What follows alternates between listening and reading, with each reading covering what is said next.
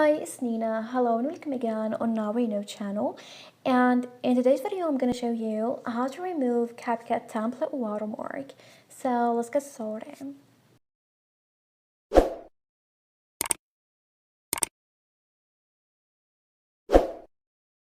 Well, after getting the app here, I'm just going to tap on Open TikTok to look for Capcut template. Now I'm just going to scroll all the way down, and let's say, for example, I want to use this template. So I'm just going to tap on it and then tap on Try this template. Now tap on Use template in Capcut. Again, tap on Use template at the bottom right corner.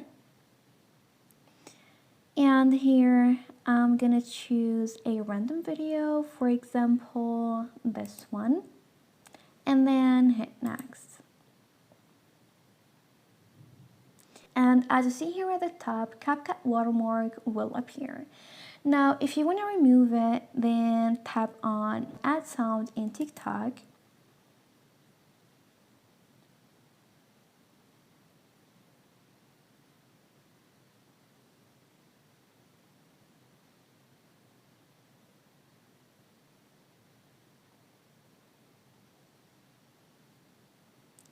And then tap on Save.